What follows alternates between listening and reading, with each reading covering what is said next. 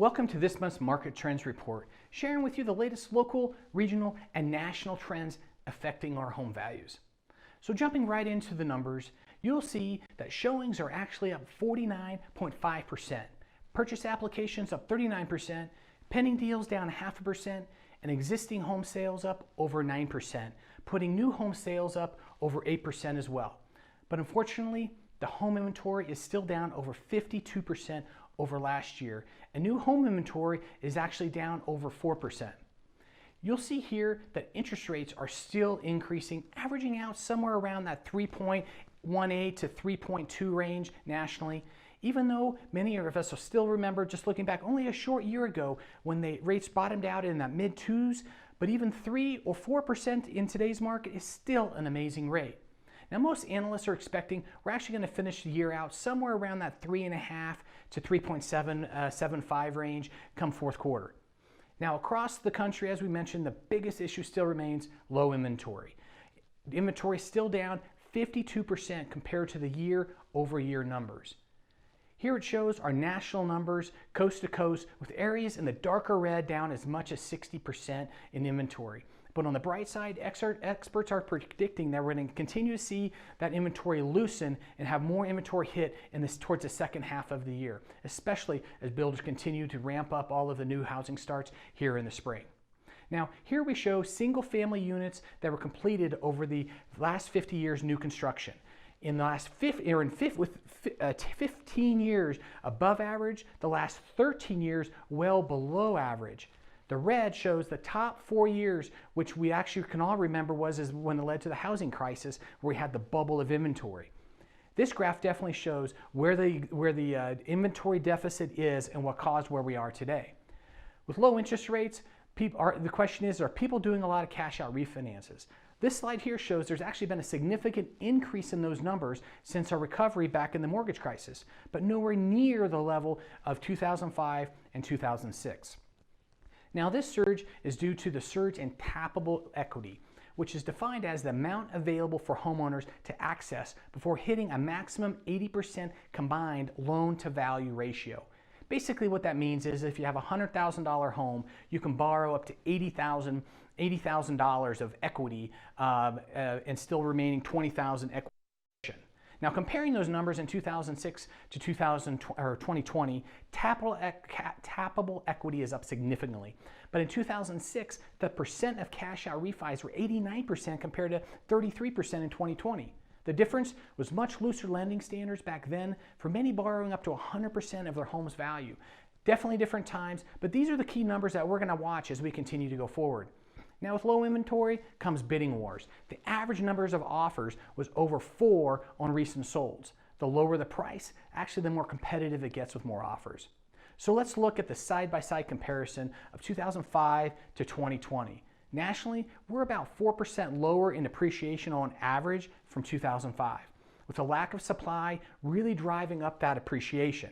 Now, this graph shows the gap between product risk and borrower risk, with the yellow line being the reasonable lending standard that's been established. Okay? So you'll see here the significant drop in borrow risk and product risk in 2018, with the product risk really diminishing in about 2015 because the bad loan programs went away, and those that are actually getting loans today are really required to qualify at a much higher standard with a higher level of verification of documentation. In comparison, 2005 through 08, inventory and prices were going up, where in 2017 to present, prices are going up, but inventory is actually going down. So the market is actually driving the prices versus the lower lending standards in 2005 driving the market. With rising values comes an increased equity. The average annual gain is over $26,000, with some homes in the front range going up as much as $3,000 to even $4,000 per month, depending on what market you're in. The average amount of equity on a home with a mortgage is over $200,000, and over 38% of all homes nationally actually are mortgage-free with no debt. And this map here shows the average year-over-year equity change, with areas in the green representing the most gain, ranging anywhere from $32,000 here in Colorado to as much as $55,000 in areas like California.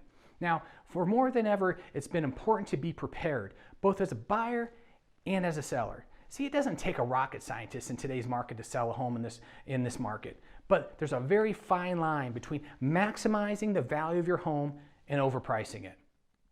Because many a times, it's not actually who's going to pay you the most amount of money for your home, but actually who's the buyer that's going to be the most qualified and that's going to actually show up to closing with a check in hand.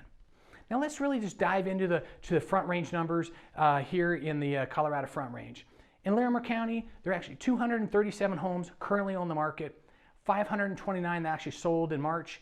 Those numbers are up by 45%. Days on market 64, average sales price $555,000 with 15 days inventory down by 43%. Weld County, 314 homes currently on the market, 628 homes sold in March. That number's up by 30%. Average days on market 59. Average sales price $460,000 with 15 days inventory down by 42%. Boulder County, 165 homes currently on the market, 301 that sold in March, number up by 37%. Average days on the market 49. Average sales price $1,037. 15 days inventory down by 28%. Metro Denver, 659 homes currently on the market, 2,421 that sold in March. Number is up by 30%. Average days on the market 14. Average sales price $628,000. 6 days inventory down by 50%. For the last 28 years, my team and I have implemented negotiation and marketing strategies that maximize our clients' equity position and get their dream. Even in multiple offer situations, we still can find a way to find and get that dream home. If we can help you give clarity on your equity position, or you'd like to discuss the market and if now's the right time for you to make a move, just simply give us a call at 720-230-3030 or go to kevinsellco.com. Either myself or one of my team members can help you and help you take the next steps to home ownership.